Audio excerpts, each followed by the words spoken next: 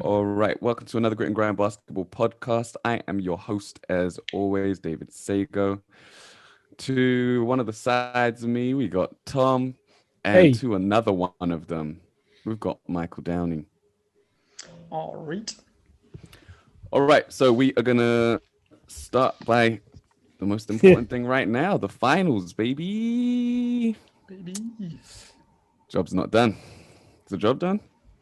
yeah, almost. Done. Could have been. Could have been. Could have been. Yeah. Could have been, but it's not done.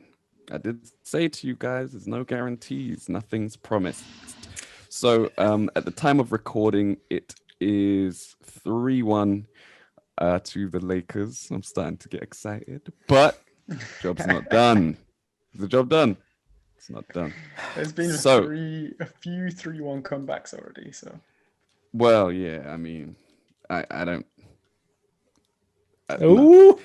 Characters involved will not allow 3 losses in a row. But as I said in our meeting, if someone gets injured, just throws Yeah, everything up in the air again. Touch wood.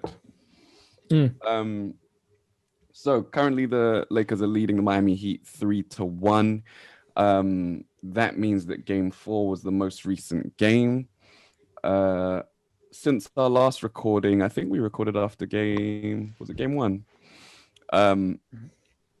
And so there's been 3 games since then. Obviously huge injuries to Bam Adebayo and Goran Dragic. Bam returned for game 4. Dragic hasn't yet, and we don't expect him to yet with his injured, his torn plantar fascia. The Heat have been right there though, even without those 2 players for games 2 and 3. Game 2, they were never. They might have. I think they were down 18 at one point, but they kept on bringing it back to about 10 points, and that ended up being the margin for the game. And then game 3, they lent heavily into walling off the paint.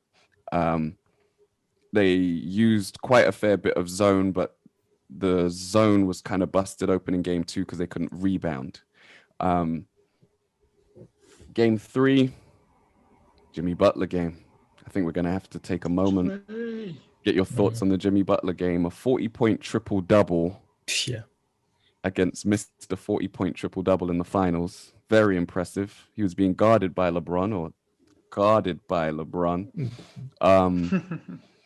What were your thoughts on that performance? Kick us off, Tom. Oof. No, that was obviously very interesting in terms of stats. You know, it's quite an achievement to outscore, out rebound, and out assist LeBron in the finals, right?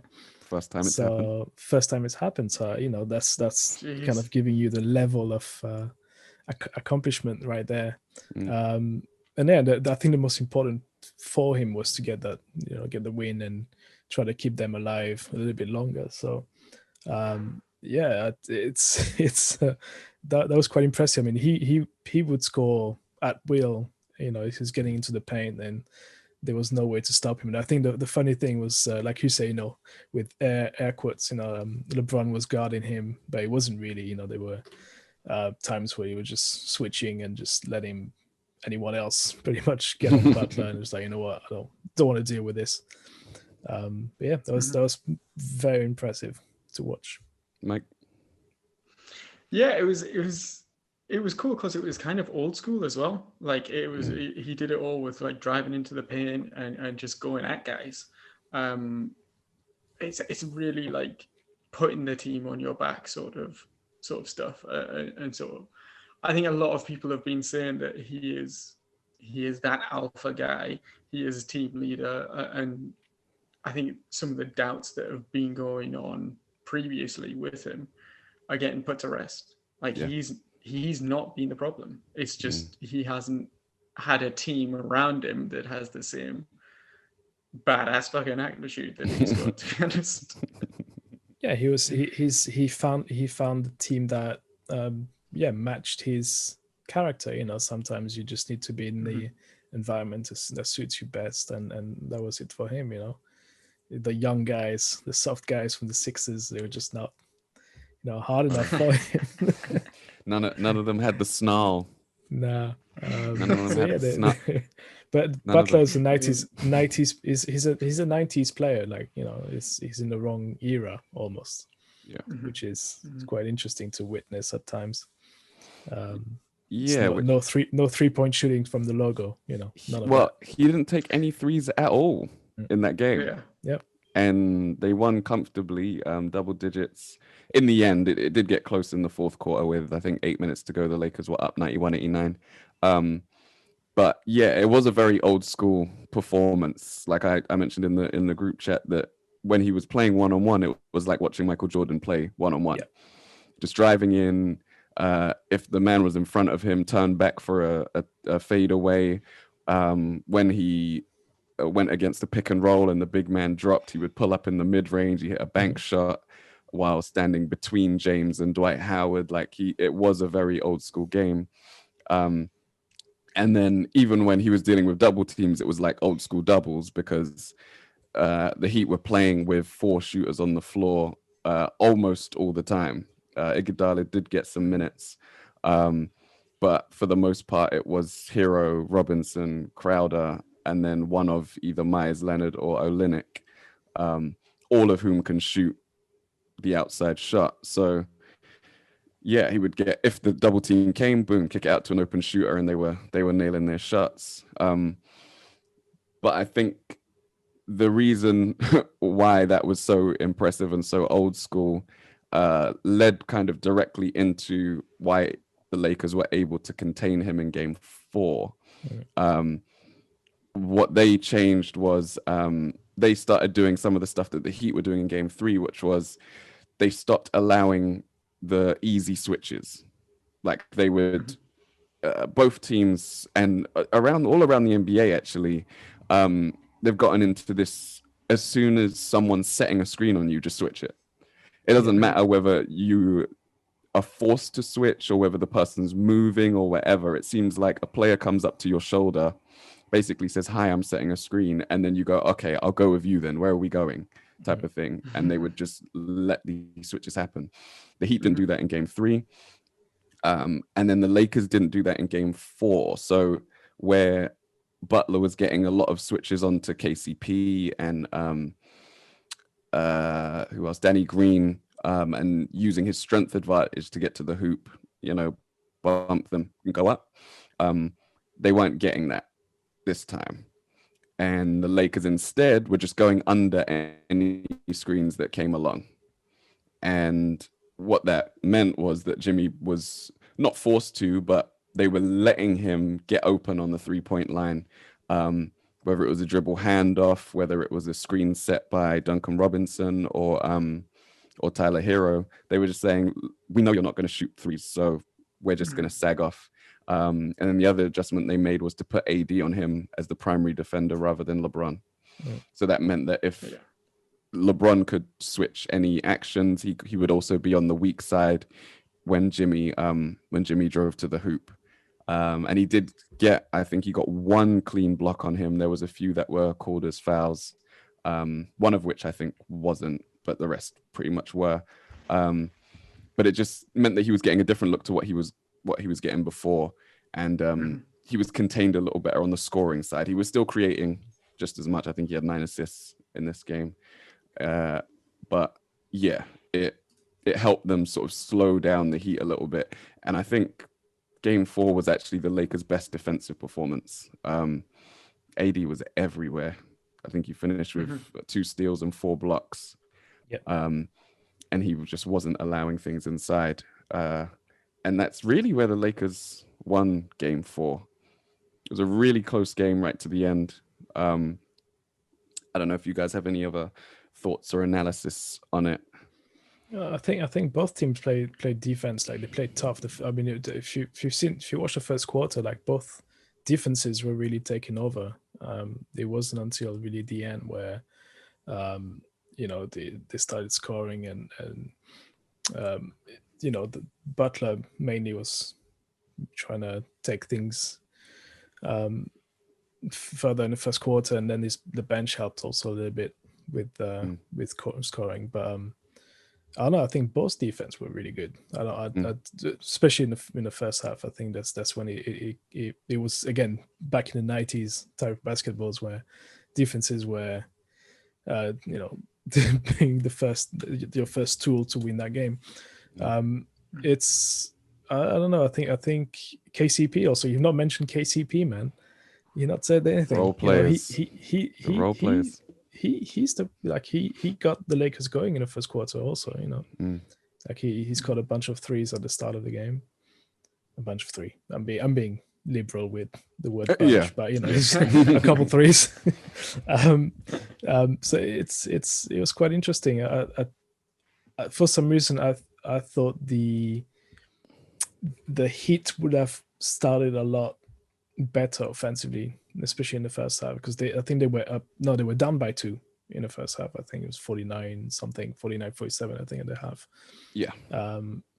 So I thought because of, you know, they won game 3 and they will go back in there and keep the same spirit and trying to roll over the Lakers if that's possible. You know, Bam was back. You know, that big more energy was coming in your starting five, so that would be, you know, a little spice added to your spirit already. So I was quite surprised they were down at the halves, to be honest. I don't know. I was hoping they'll come in and not destroy the Lakers, but you know, but put their stamp on the game. And but yeah, again, like, you know, like you say, AD was put on Butler, so that made a huge difference in the way Butler was having to handle the offense. So saying that, you know, I'm not. I thought in terms of getting into the game after winning game 3, I thought they'll keep rolling. But then, yeah, Vogel made the good changes, good adjustments, I guess. I mean, I don't know. For me, they got beaten so badly in the first 2 games that being in the game at halftime is fine. Like I think that's a good achievement. Not to sort of belittle them or anything, but it's pretty clear who was the favorite going into this whole thing. They just need to hang on and be in with a shot at halftime. So I wasn't down on them. They were like, both teams weren't playing super great. As you said, it was like 49-45. That's a pretty low scoring half there in today's basketball. But yeah, it's I think it's everybody's. We're getting into the adjust sort of part of it now, and it's interesting to see, definitely. Yeah, I also wanted to highlight the Lakers defense on the Heat shooters. There were certain possessions where, like, a KCP or a Danny Green was practically in, like, Duncan Robinson's shirt, like he couldn't move. There was one possession, I think, which ended up with a shot clock violation where he's gotten his dribble hand off and then he's tried to sidestep and then he's gotten caught in the corner and KCP's just all over him without fouling. And I think he ends up passing it out to Bam for a rush jump shot and the shot clock violation. And it was just, I think the Lakers sort of realized that because they've let a game slip by, they couldn't keep relying on poor shooting from Hero and Robinson. Even though they had been largely contained, they haven't been shooting well in the series. So there was that, and then you brought up the Lakers role players. Game 3, I think the Lakers wasted a great game from Markieff Morris and also Kyle Kuzma, where they were the ones that were nailing shots when Danny Green and KCP weren't for those 2 games. And Rondo had a great game 3 as well. And all of that was wasted because the Lakers didn't close out. But in this game, as you said, Tom, KCP was excellent, and he actually scored 2 of the biggest buckets in the game, shooting the corner 3 off the LeBron pass in transition, and then he just blows by Duncan Robinson for a layup. And when the Lakers shooters are able to put the ball on the floor, you know that there's a problem with the defenders that are on the court. Yeah. Because that's not their game. KCP or Danny Green, who also made a play at one point. I think he was in the right corner, put the ball on the floor, and I thought, oh, I'll just pass it, Danny. Come on, please. there's a guy in front of you, man. Don't turn the ball over. And he crossed over, drove, and kicked it out to Markieff Morris for a 3. And yeah, I think that again highlights how difficult it is to keep poor defenders in Hero and Robinson on the court, despite their obvious offensive talent. But yeah, by the way, have you watched the replay of that layup, that KCP layup? You know, because he scored the 3 and then one. Did you see the head fake? It was like old school, like it was so slow. he went, ha! I went, oh my god, the replay is just funny. Just watch it. And there's a camera shot like on his face, and you can tell he's not used to make those. Like he's like, oh, the guy just bit. He bit. Shit. I'm going to the basket. What the quick. Yeah. Yeah, and Robinson still almost blocked him because he's the bigger man, so he was able to recover. But and that's how small the margin was, right? This game was so close, and I think when AD hits that big 3 off the Rondo feed, I think that was equal parts hype because they knew that the game was in hand at that point, but also relief that they had finally managed to shake the Heat. Because they were right there the whole game. That was a 6-point game with what 45 something under a minute to go when you hit that 3. So it's like it's almost opening a 10-point gap. So that that's over then. But yeah, that was it was done. Super tight. It was done in that basket. Yeah. But I mean, that's exactly it. I think we've sort of given the props to the Lakers defense, but I think that's how the Heat have been able to shake them up like that, because they forced so many turnovers in games 3 and 4. They've clearly, I mean, as you said, they were playing quite a bit of zone in games 1 and 2. They've gone away from that.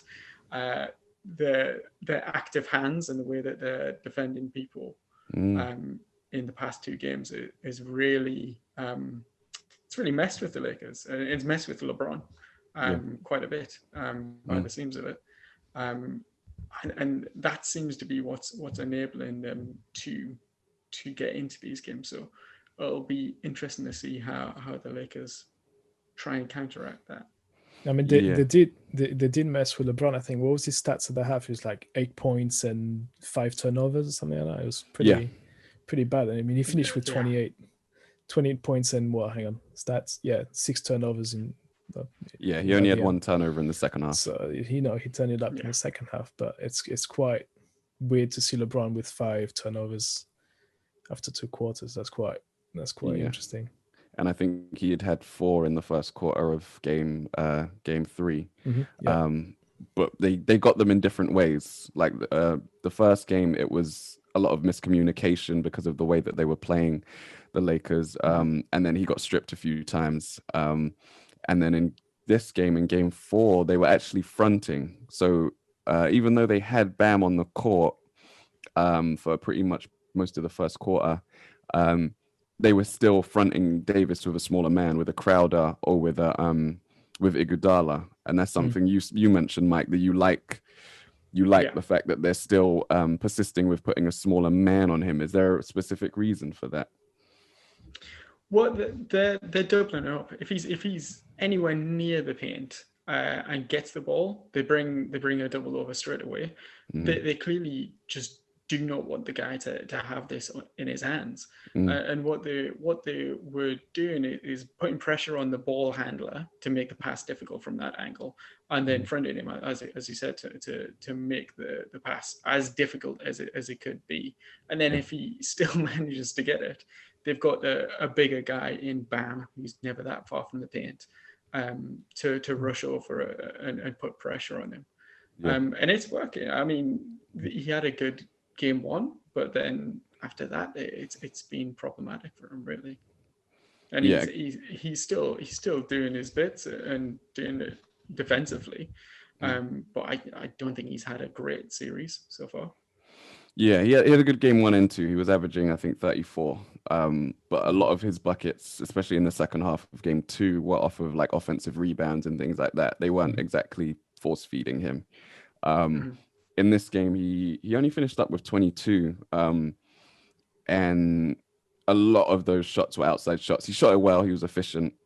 But a lot of those shots were outside buckets or like late dives to the hoop for easy interior dunks. So yeah, he hasn't had things on his terms, as you said, and they're focused on preventing that. The Heat seem to be happy to allow most of the team to shoot threes. To be honest with you, they're daring LeBron. They're sagging way back on screens and things like that.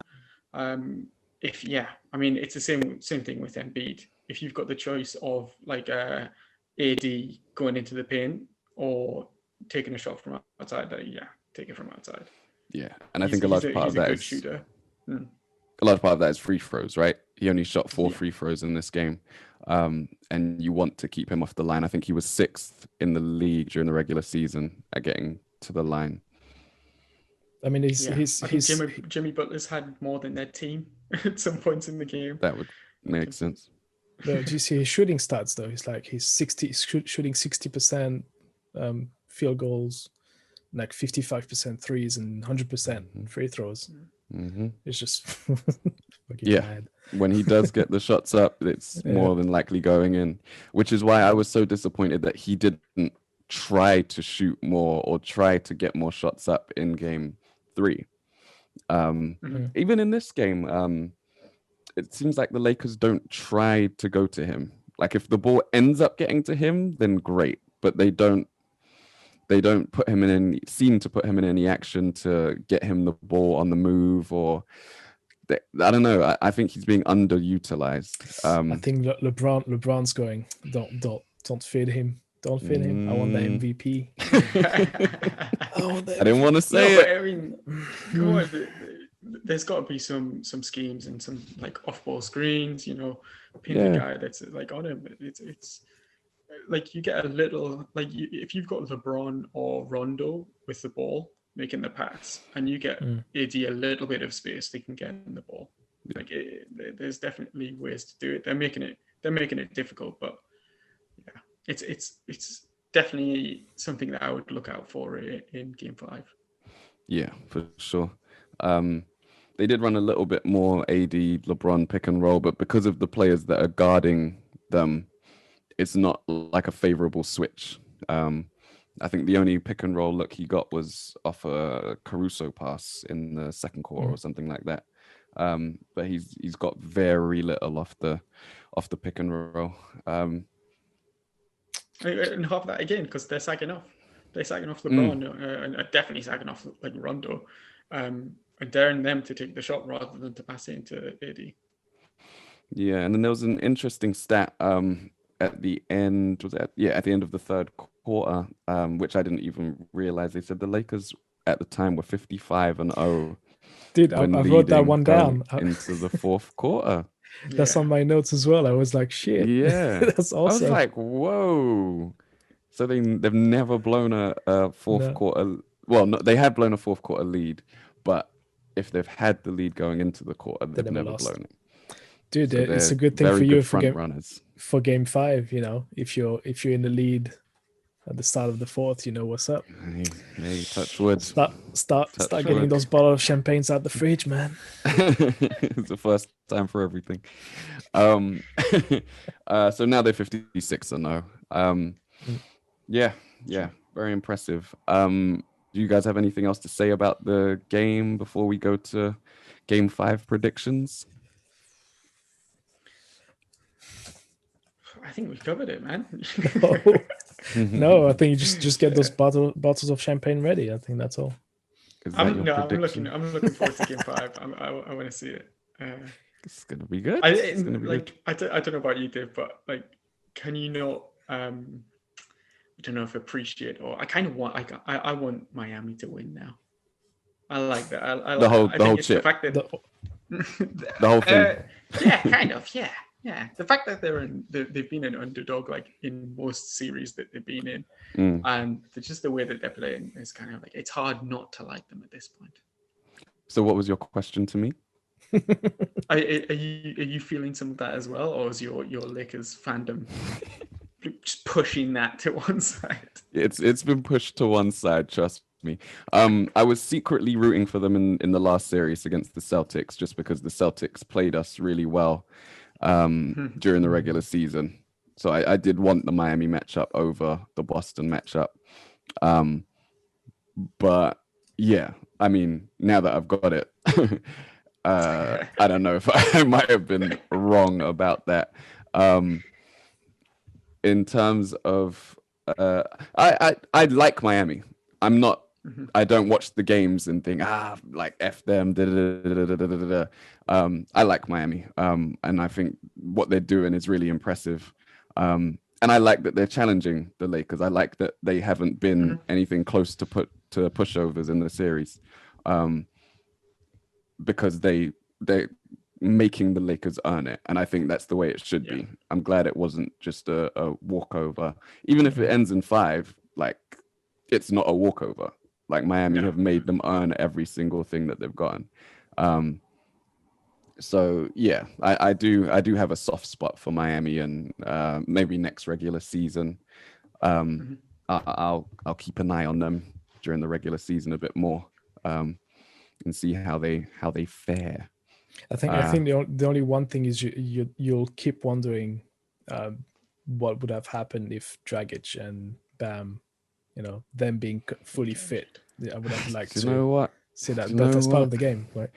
Exactly. After all the years of the Warriors would have won Game 5 if Draymond didn't. Blah, blah, blah. Like, I'm tired of that. Like, no. I'm not saying at all. I'm not saying like, because I see that so often. I always get annoyed with it. It's like, well, they would have won game. No, it's part of the game. Injuries happen, but yeah, it's more. I'm more saying in terms of it would be interesting to see that series, the same series with everyone fully fit. That's what I'm saying. I'm not saying anything. Oh, for sure. Than that, because it's stupid to say otherwise. To say, hey, how do you know? Yeah, and one of the other things I think is interesting is we can mention Dragic's injury, but that would have meant that they played another player on the court who LeBron could switch on to. That would have meant they had 3 players on the court most of the time who LeBron could switch on to, rather than having the more defensive-minded players in, Iguodala, who's played bigger minutes, Crowder, and the like. So I think there is another side to that. And then there's the other hot take, which Wozniak Lambre managed to get off before me, which is playing Jimmy Butler and 4 shooters, I think, is actually more difficult to guard than playing Bam Adebayo, Jimmy Butler, and 3 shooters. I think that I can't go with it. I think it's more difficult to defend the 4 shooters. I honestly do, and I think I was kind of glad when Bam came. Obviously, I was hoping he wouldn't just come back and go off and make me look like an idiot.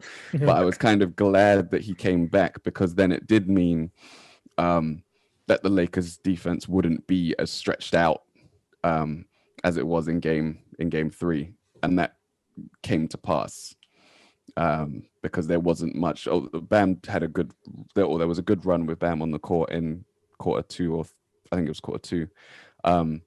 When they took the lead, it was like a 13-2 run or something like that. But other than that, I think the Lakers were better in the Bam minutes than they were in the minutes without him on the court.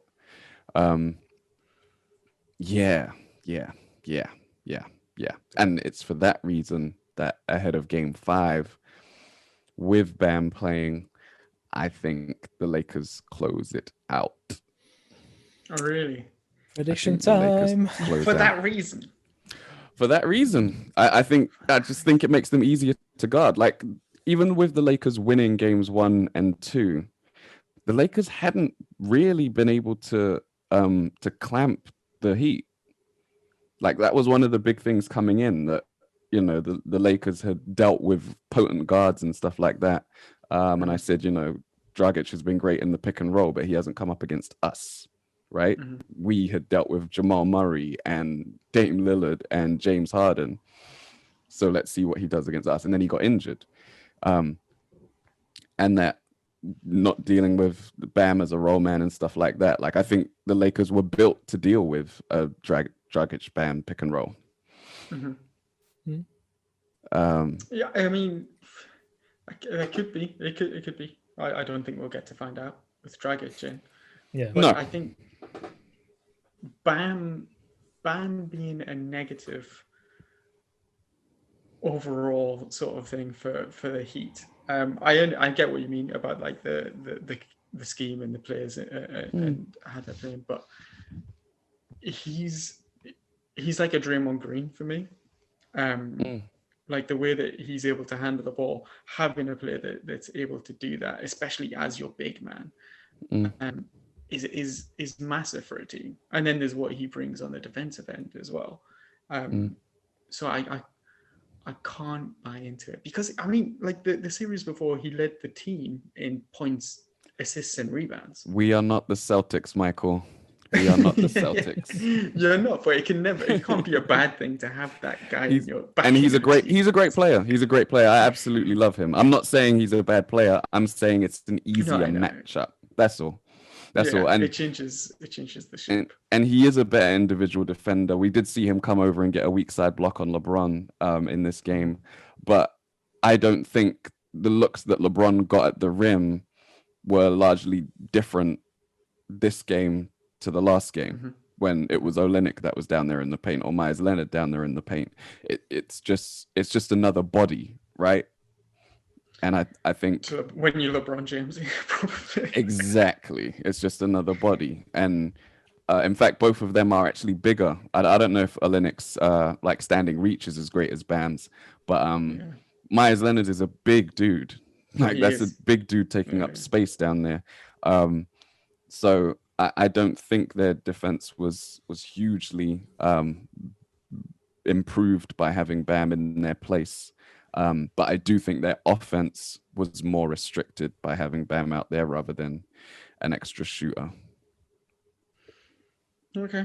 We'll see. Maybe he drops a 40-point triple-double in game 5 and I eat my words, He's a great player. Great player. Yeah. There's something for me, the fact that what Jimmy was doing, the way that he was able to get his points, and I know it's because of the space that he was afforded because they've got 4 shooters, but you've got another guy that can start to do some of those things. You've got another guy that can handle it out of the pick and roll. I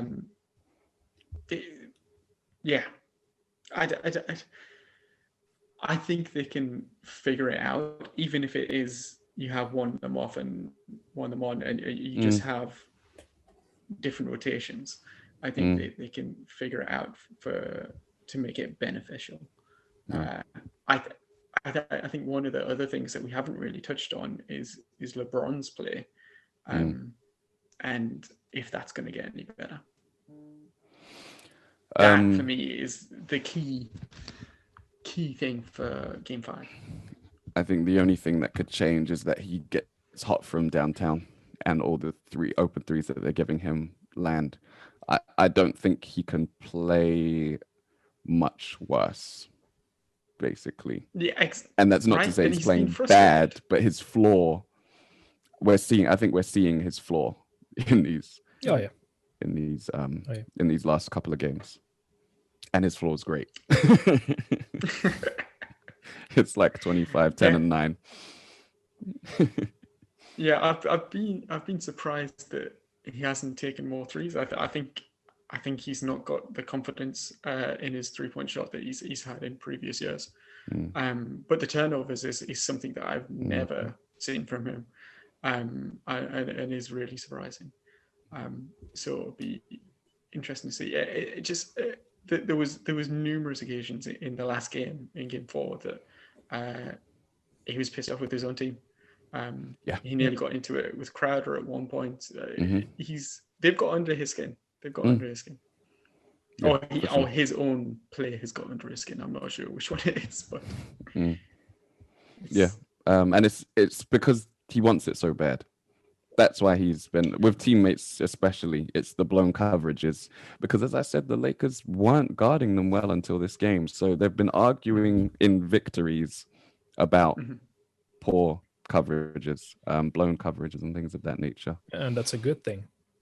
Yeah, that's a good thing when you keep arguing about getting things better. Yeah, even after winning it, you can't go wrong with that. So what's your prediction, Mike, for game? Was it game 5? Game 5. I think the Heat have been onto something. I think they are figuring things out. So I think mainly because I want to see it extended, I'm going to give game 5 to the Heat, and then probably the Lakers to close it out in game 6. Okay. Wow. Adjust and readjust. Yeah. Tom? Yeah, I think it's over. It's a done deal. 4-1. I think the Lakers are going to win that. It's almost as, what should I say, as sure of a thing as the Knicks not getting a number 1 pick. I think that's it. Start freezing envelopes again, man. Put them envelopes on ice. So disrespectful. I'm sending Jimmy to your house. No, I think Lakers will win that. Just because LeBron really wants it, and it's destiny. I think it's like I've been saying, it's the whole Kobe thing, and as far as 2020 being a weird ass year, I think they want to make it better for the city of LA. So they'll go and win that. That's the other thing. I think they bring back the Mamba jerseys. Yeah, undefeated in the Mamba jerseys. I think you bring those out and you say, look, we're not leaving here without the throne, without the trophy. There's a lot on the line. There's a lot on the line for these ones. To extend the series, you're basically saying, yeah, we're going to stay here and not go home to see our family as well. See? The Heat are just going to throw it in. What do you mean? There's a lot. Nah, can I change my MVP, finals MVP pick? Because obviously I put Dragic in there, so that's not... For sure. It's not even been anywhere. I think AD, just to piss LeBron. You'd have to have a big game 5. You'd have to have a big game 5. If he goes... Yeah, he would. He would. Because he was so poor in game 3. Yeah, it's true. Because he was so poor in game 3, you'd have to have a huge game 5 to close the gap. But then I don't know. You think it's a down deal for LeBron? Do you think he's getting? Right. Yeah, I do. Really? Yeah, I think he gets it. AD was definitely better in games 1 and 2. Yeah. See, which game was it when they both had? I think LeBron actually outscored him in game 2. Yeah, game 2 was when he hit all the jump shots. He was like 11 for 11 or whatever. Yeah, LeBron actually ended up with 33 points and he ended up with 32. Obviously, AD's 32 points meant a bit more because they came with the game in the balance. And then they just didn't go to him in the fourth quarter. And yeah, but LeBron actually ended up outscoring him. And then, yeah, the rebounds were close. And then obviously LeBron's going to get more assists. LeBron just, the numbers are just always there with him. Yeah.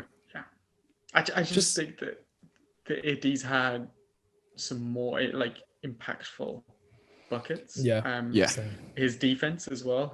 He's made some huge blocks and things. And that's the thing. Are they really going to be like, but AD played better defense and give it to him? I just don't see voters doing that. I don't. I said double MVP. That double MVP. Stockton Malone, just double MVP. I think there might be an odd number of voters, so that might not be possible. 7. Unless one person votes for someone else. Like if you get one KCP vote. I think it's seven voters. So yeah, get one, 3 to LeBron, 3 to AD, and then 1. Yeah, Rondo. Fuck it, Rondo's Yeah. been good. Game 4. Or Jimmy, one for the other team. Yeah, that's true. Sure. Okay. Yeah. Yeah, certainly possible. But yeah, Lakers have a thing about closeout games. You just don't let them slip by. You step on their throat. We already saw LeBron play extended minutes. He didn't go out until Jimmy Butler went out in game 4. Part of that is the extra day or 2 of rest that they have before Friday's game. And I think there'll be a similar attitude of let's play these guys as long as they can without risking injury. Yeah. But it's the last game of the season if we close out. So right, what you're resting for. Yeah. Exactly. Let's get it done. So that's why I think Lakers in 5. Street lights over spotlights, guys. Street lights over spotlights. Oh God. I might watch that advert a few times. So another bit of news after our speculation last week about D'Antoni teaching Embiid to shoot 50-footers. I heard that actually Elton Brand didn't want to bring in D'Antoni. Like they brought him in obviously for interview and stuff like that, but I've heard that he was reluctant to go with D'Antoni, and then I think once Doc Rivers became available, he was like, "Yep, this is the guy that I want." And unlike me, he's very risky in his decision making. Obviously pulled the trigger on the Butler trade and the what's his name, Tobias Harris trades during the season. He's not afraid to make big things happen. So yeah, he's brought in Doc Rivers, and as our resident Philly cheesesteak eater, Michael, what do you think of the acquisition? I think, as you were saying, it kind of made sense, the fact that Elton Brand is making these decisions. It's a former player.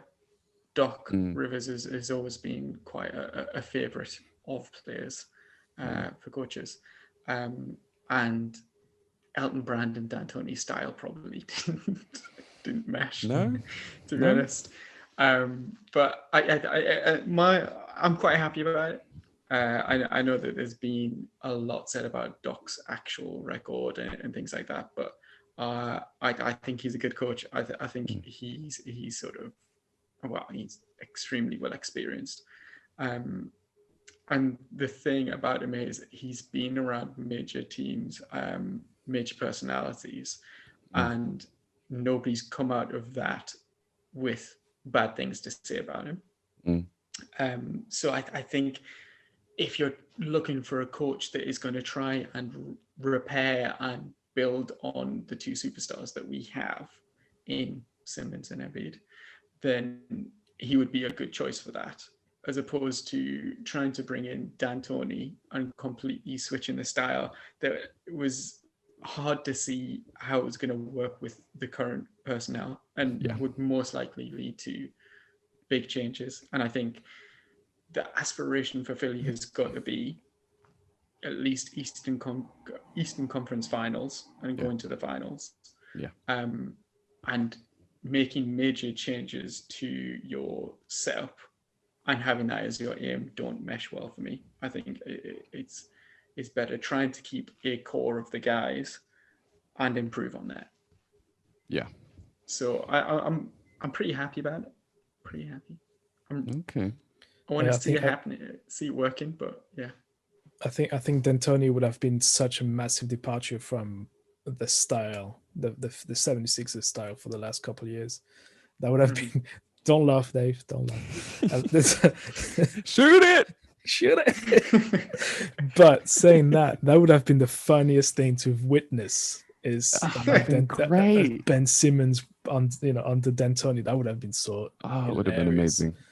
So part of me was rooting for D'Antoni to get the job, but then I also thought the same, which like it would have meant probably very likely to blow up the entire team. Pick between one of the two, and I think for some reason Embiid I think would have stayed, and Simmons would have, See, I'm not sure about that. I don't know. It's like Embiid can shoot threes. I think that's the main point. I know, right? But the only thing that makes me hesitant to say that is when Embiid went down, what year was it? 2018, and Philly went on that huge run to end the season and finish third, against a lot of people's expectations. It was Simmons running point with 4 shooters around him. Yep. And even, was it last season, I think, for large parts of last season, or maybe it was this season, he created the most 3-point assists in the league. And I think, I know that D'Antoni point guards just pretty much run the show. So he would have been able to run wild in that system. Even though he's not shooting the threes, he would have been put in place to create a lot of threes for the rest of the team. So that's it, man. So you would go from Simmons standing in the dunker's spot under Brett Brown to Embiid standing in the corner under D'Antoni. Yep. And it would just be raining bricks. But just for fun though, that would have been so funny. Just for a season, just one, just fuck around. It would have been interesting. I'm definitely not against D'Antoni, but I just think that trying to, was it square peg circle hole? It's just I couldn't see it working. I think I go on. No, Doc Rivers is a good pick for that team. I think he can, he's proved before that he can kind of massage egos and get you know what I'm saying. He can get big names to play together. I think trying to leave on the court, together and be happy and get their fair share of the action. So I think he'll, if they're healthy, of course, he'll get Embiid and Simmons to somehow fit together. For me, the question to me is not even who, like how is he gonna get them to play together, or how is he gonna get them to change their games or adapt to a different system. I think it's like the rest of the team almost. Is he going to trade a maniac? Is he going to keep what the do you same? do with the role players, right? It's how do you set them up? So I think it will be important to see who's on his staff, because with all the vacancies right now, there's going to be a few assistants that get bumped up to head coach status, but it'll be interesting to see who he brings in. And I think who he brings in offensively is going to be really, really, really important. With Gentry available, Gentry has worked for like the last 40 years in the NBA. He's never been without a job. And with him available and this team being offensively challenged, I would bring in Gentry as soon as possible. He might hold out for head coaching jobs, but if he doesn't get one, he would be the first person I'd be on the phone to. But I think Gentry signed today for the Kings as associate coach or something like that. Oh, really? If I'm not crazy, hang on. Let's get on the internet. Fact check. But, I believe he just Yahoo 20 hours ago. Alvin Gentry joining Kings as associate head coach. What does that mean? Just he's a head coach, but he's just percent. What's an associate? I don't know. Does that mean he's going to have a co-head coach? Yeah, why not? It's the Brooklyn Nets system. Everybody's a head coach, so you're head get coach. A go. I get a go. Fox You get a is the head board. coach. Oh my goodness. You get a Sharpie. Oh man. Yeah. Sounds about right. Okay, so they snapped him up. Sorry, Doc. Yeah. Oh well. Yeah. We could have had our cake and eaten it too, but Oh man. We'll It's see. fine. It's fine. I think it's a good pick for the Sixers. I think you'll. Yeah. But what's his contract? Is it 5 years? I think is always sorry. 4 years, 5 years. I'm not I'm not sure. even sure. I can't I'm remember. sure he'll be well paid though. Doc doesn't go anywhere yeah. unless the money's right. It's not. It's not. He got charity that done case. so quickly as well, though.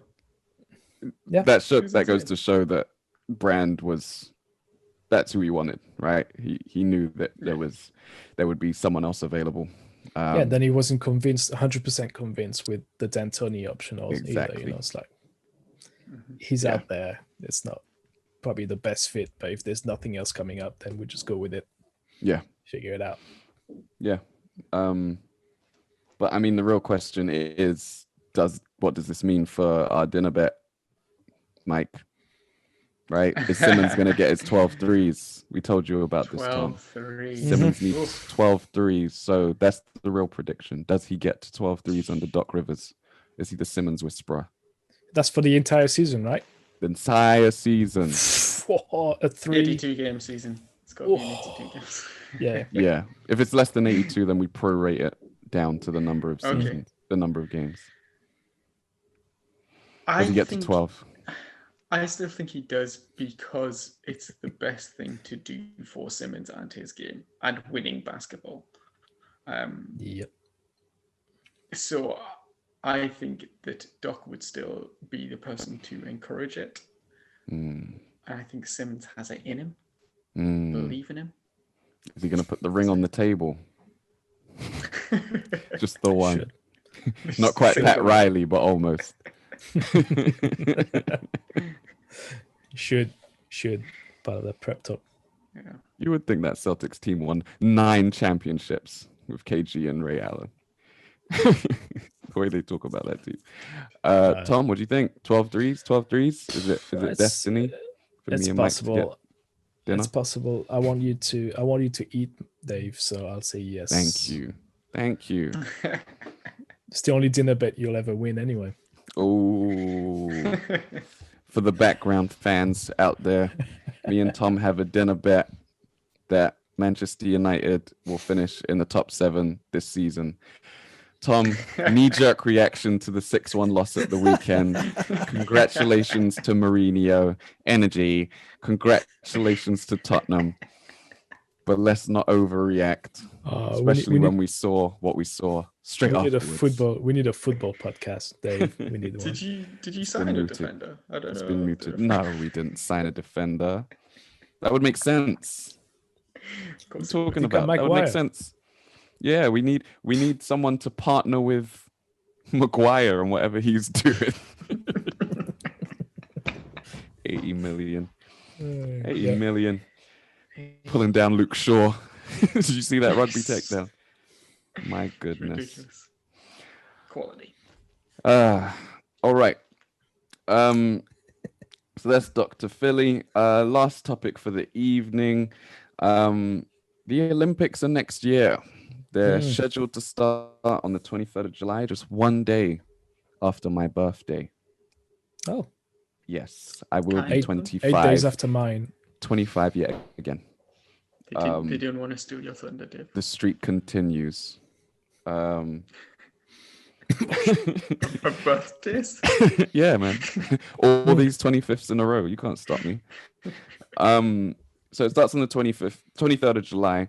But as I don't know if we've discussed this on the pod. I know we've discussed it off the pod. Yeah. The NBA are trying to look at starting the season in January. They're negotiating with the NBPA, the Players Association, and obviously the owners will sit down with them as well. And they're looking at a January start. But a January start, if they play a full season, 82 games, over the 8 months that they normally play them over, would obviously take the league into August. And one of the things that Adam Silver said when he addressed the media before the finals was that the league would not release players for the Olympics. So obviously they're contractually obligated to play for their teams during the season. and like legally they're not allowed to leave for the Olympics. That would have huge Olympic implications, not just for Team USA, obviously, but there are a bunch of teams that are that heavily rely on players that play in the NBA. You look at Australia, you look at Canada, you look at Spain, Shut up, us. Serbia. There's a bunch of great teams. Lithuania. Any more? Any Bunch more of you can think of? great world teams. Markkanen's like Finnish or something, isn't he? Yeah. Greece. Yeah, Bruno Also Caboclo. Greece. Can't forget Yeah, Caboclo. Yeah, Mike, you almost forgot Caboclo. I mean, Brazil, Croatia, Greece. Yeah. Just the good teams, though. Yeah, Just the good international team. Yeah. So, Team GB also. Once they had a shot. Yeah, I mean, yeah, if they qualify from the position that they're in, you know, yeah. So, all of them. I don't. I'm the only silver lining I could see to this is that you get it would kind of make basketball a lot like watching some of the other sports at the Olympics, whereby you don't know everyone that's performing and you just watch the sport for the sport's sake. There's something beautiful about just watching the sport and enjoying what's going on without having a horse in the race or knowing to watch out for this player or watch out for that player. Obviously, I assume there will still be players that play in Europe, the ECB, the EuroLeague, and then domestic league players, the ECB and the like, that will be there and that we'll know to some extent. But yeah, that's the only benefit I really see to the NBA not releasing their international players. Your thoughts? I mean, yeah, for me, July 2021 is like 1,000 years away, to be honest with you. Like, think about when July was last year. Like, that is like so many things. One or two things might have happened. Would have to happen. Yeah. So I wouldn't set it in stone that this is how it's going to play out. But yeah, it kind of sucks, right? Like, the NBA stars have always kind of been a bit of a highlight, and maybe even before I was as into basketball as I am now, the basketball and the stars from the basketball teams have been a bit of a highlight since the Jordan era, you know. Yeah, it would suck. It would, have an international break. They should introduce that in the NBA. They'll teach them. Yeah. Oh, I hate international breaks. They're the worst. Are you an Arsenal fan? So you sound like right now. For the Olympics. For the Olympics, like Dave. It's not a friendly game. 2 a year. Yeah, Yeah, we're not true. talking a friendly game, you know, in Kazakhstan or something. No, we're talking about the Olympics. It's very different. Yeah. I mean, to me, it's a bit annoying, obviously, because France has so many players in the NBA. In case you didn't know, yeah.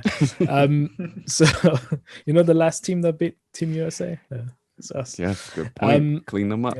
Yeah. So, but also, I'm kind of. It would be interesting to me. I know the hardcore NBA fan wouldn't probably look watching an Olympic Games, you know, Team USA Olympic Games if the big stars are not there. So that would be their loss. I'm be very intrigued to see all the EuroLeague and Eurocup and American players play during the Olympics. That would be interesting to me. But it doesn't just penalize Team USA. It just, you know, penalize all the countries we were talking about before. You know, maybe. I'd say Greece might be the one that gets penalized the most because Giannis is on that team. Take Giannis out, and it's a massive player out of there. the roster. But then like teams like Spain and France, I mean, they're deep enough to be able to compensate. Because to be fair, our NBA players at the moment is fucking Frankie Smoke and the Tomb, who's not doing much. Fournier is there as well, but Gobert. Gobert is there. We've got enough bigs. I mean, slightly more talented offensively than he is. Obviously, in defense is another story, but yeah. So it also depends what Gobert like that. No, we're not. We don't. But in terms of offensive game, there's far better bigs in France than he was. Oh no, it depends how far do you think in the season will be? I mean, it's not like there'll be early playoffs or something. Well, July. That's regular season. The regular season is it's not the no. I think the playoffs would finish in August. Yeah, the way that I counted it, the playoffs would finish in August if they play a full calendar. But they would release players, let's say, out of nowhere. Frankie Smokes on the Knicks. not making the playoffs. Let's assume that for a second. In the playoffs, God, I didn't even think about that. Are they getting released? There's a bunch of players that we're not saying that everyone's going to be deep in the playoffs.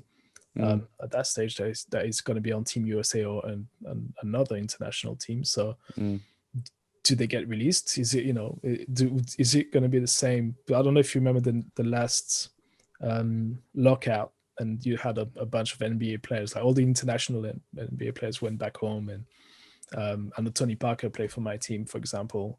But he had to pay for insurance out of his pocket to be able to play in France. And for the international, I think for the international teams, they have to pay their own private insurance to be able to go and play there in case there's an injury, so they get protected. Yeah. So I don't know if it'll be the same stuff here. Do they?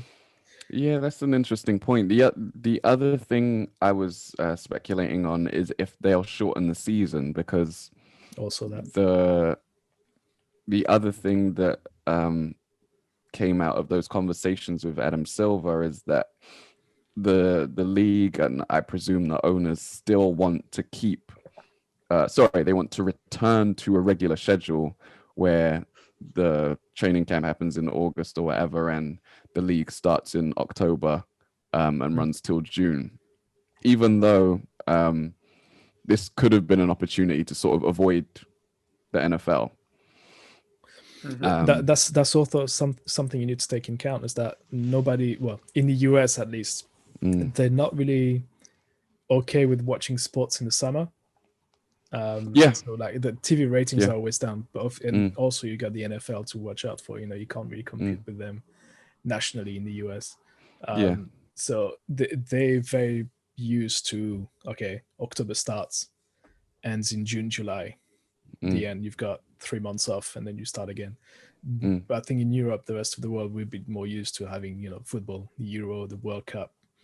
Or the Olympic Games. If you've got summer games in general, so that's not something that we look at with a strange face. But I think will they shorten it to 56 maybe? Like in 2K, when you choose your options, when you create your season, 56 games.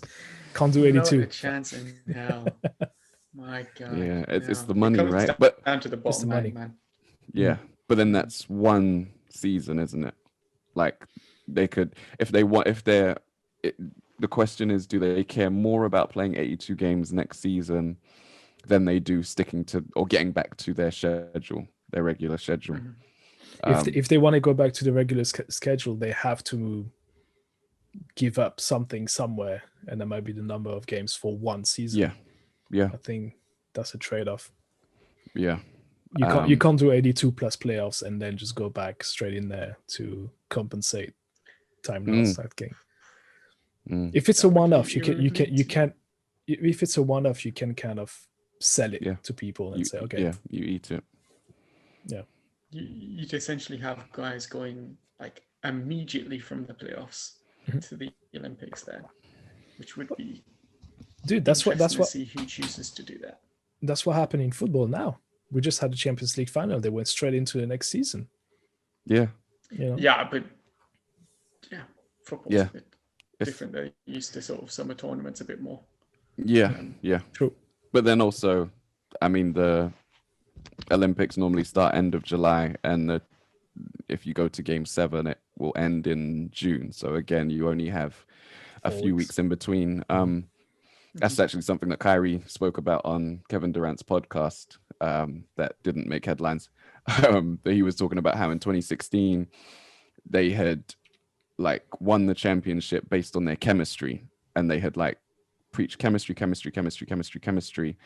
and everything came together for them, and they won the championship. They beat the Warriors, and then he had to go to like pre-Olympics training camp with the Kevin Durants and Jimmy Butlers and Draymond, Clay, all of these NBA players, and then they were supposed to gel in like 2 weeks and go and win an Olympic medal.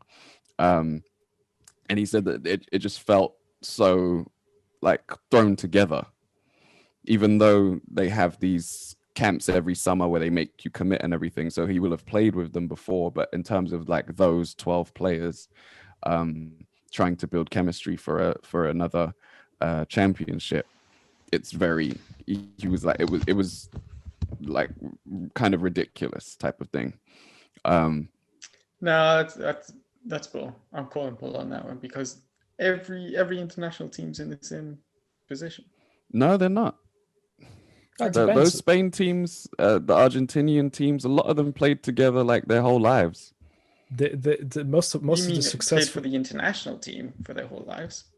Yeah, but it's they're all the same age, and they've played for the international team every year going up through the years. So like the Gasol brothers, right, and obviously Ricky Rubio's younger than them, but Fernandez, Navarro, all of they played together for years. The Argentinian team that won with Scola, Ginobili, like it was all the same guys for even from when they won to the 10 years later. They are. If the Americans committed to it, like every player that wanted to play in the Olympics said, I'm going to do this throughout my career, and we're the best, then they would have that. Yeah, but I think there's chop like and change every year. I think it's more of I don't know. I don't think that the people that are involved with Team USA or even the players, American players, are historically as concerned for their national teams. And like when you're again, like Spain and France, right? They all these players, they play together from the age of 14, 15 and all the way until they retire from the national team. And every summer they spend that time together, and they become friends. And again, I'm taking. Well, Spain is the same. They have those youth academies also. The Gasol brothers are coming out of Barcelona, and they spend all their time together. Also, France is the same. We've got youth academy and like a centralized academy where basketball players go to. So they share so much as young kids. So they do kind of promise each other. It sounds a bit like a cheesy thing to say, but like they do promise each other like they'll go as far as they can if they become great players. They're trying to push this. In the US, they go through all these tournaments, and you've got all this summertime. You've got an NCAA when it's really competitive, and they don't really. I don't think there's that bonding, that gel that's taking place when they're quite young. I don't think there's that common goal. As an American player, I don't think they're not as interested into international basketball that the other nations would be, right? I think that's it, because they have the summer camps from a young age. The AAA, AA, whatever. Camps where the best players of their age range all play together. They've talked about this, like how a lot of the guys in the current league are super chummy because they've all played together at some point. But it's not. I don't know. But I think it's more competing against each other. I think they're competing against each other more than playing as part of the team to get. They're trying to get their spot into the NBA and get seen by scouts and stuff. So I think there's a difference there. I think they spend this summer trying to get noticed and in Europe, for example, they spend their time trying to get to as a team, the under 18 team, and then under Yes. 21, and then get into the senior Yeah. team. It's a slight different. Yeah, fair enough. It's the slight, mentality. But Different goals also. I don't know. It's part of that is because America's such a big country as well. also So there's we can talk about the AAU tournaments and things like that, but often they're regional tournaments. Like a player that grew up on the West Coast isn't likely to have played with a player on the East Coast. Yeah. Like Harden and Westbrook would have seen each other growing up. They would have known about DeRozan growing up. He's a little bit old. Oh, is he? They're similar ages, right? But they're all West Coast players. Kevin Durant played against Steph Curry when they were both much younger, but he will have played with Michael Beasley, for example, because they're both from Washington. So you might have played with like one or two of the other players coming up, but then you might have seen them at tournaments. But that's not the same as playing together for the under 14s and the under 15s and the under 16s and the under 17s. And on and on. Yeah, true. And then the players just change with Team USA. The players change more frequently, and they don't have. There's no friendly games during the season in the NBA. There's no international breaks like we were joking about. They are in Europe. You do for them play to qualify for the Euro and to qualify for the World Cup or the Olympics. You do have to qualify for it. So they do spend time, getting the same core of players into international teams, but then you obviously twitch the rest of the roster. But then the main 6, 7, 8 players are there throughout the year, and they know each other. And they spend, But again, what Carrie said, I think I kind of call bullshit. Also, I'm with you, Mike. There, it's like you guys all know each other after so many years in the NBA. You kind of sort of all play together. But it's different knowing them and to what it is playing together. And if you watched, I don't know if you remember the last Olympics, that team looked disjointed on the court. They looked really disjointed. They're talented enough to win it, but they're probably not the smoothest team. And that's why they won it. But they didn't look like a team at all. But again, like a bunch of one of the reasons why that team was a bit disjointed and had younger guys in there, like a lot of the Celtics were in there, was because a bunch of guys. I mean the Olympic team, not the FIBA team. Oh, sorry. Yeah, I'm thinking of the FIBA team. But a lot of guys like opt out, right? So every year you might want to pick certain guys, but they choose not to play for. Yeah. That doesn't happen elsewhere in the world. Right? Yeah, no, it doesn't. You don't have many guys outside of America opting not to go to the Olympics. Yeah, it's rare. Yeah. Yeah, that's super rare. Yeah, that would be very rare. Anyway, it sucks. Sure. It sucks for, I think, maybe TV ratings and the interest from the wider public to watch basketball. Yeah. To me, in terms of like being a huge international basketball fan, I'm very interested in watching the rest outside of the NBA players teaming up. I want to see that against other international teams without their star. And I'm intrigued as to who they send. We can end on this question, I guess. We've run kind of long. Who do you send? Do you then go, because there are lower age, there is a Team USA that plays under 18s, under 17s, etc., going up.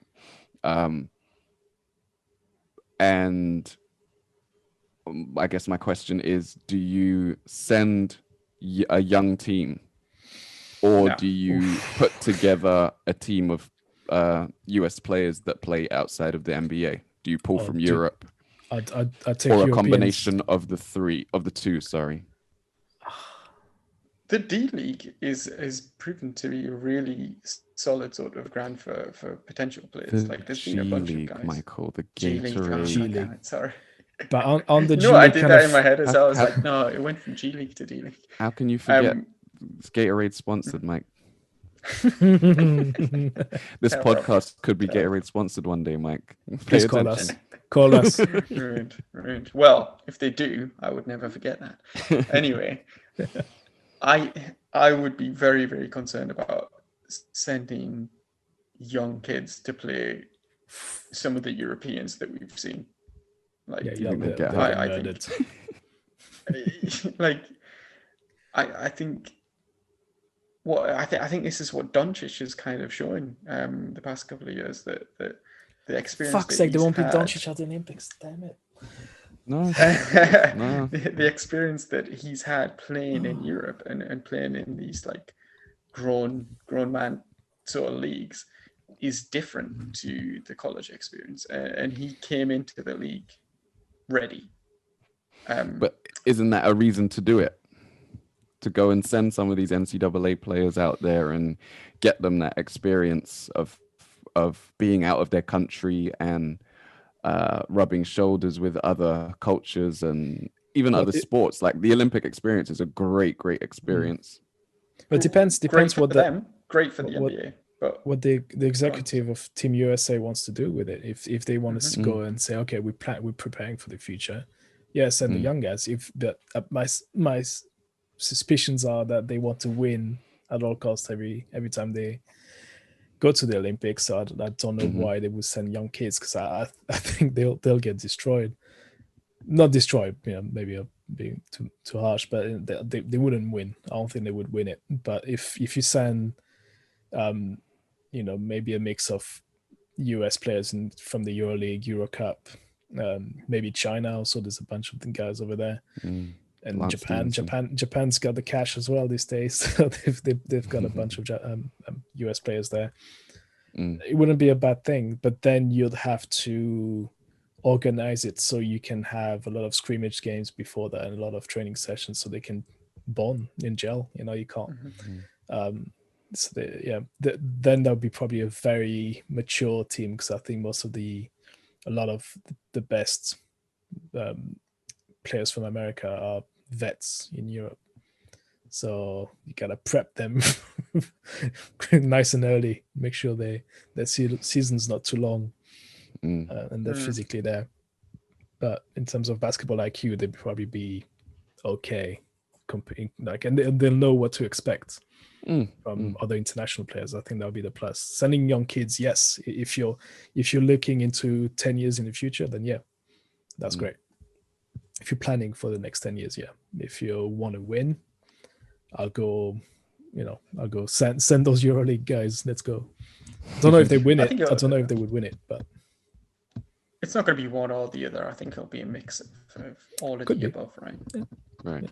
Yeah, you can be smart and mix a little bit and get promising young guys on there as well. Why not? Yeah. All right. Well, we'll see what happens with that. I think we can end there. So thank you for listening. If you made it this far, as always, you can contact us at Grit and Grime Pod across socials.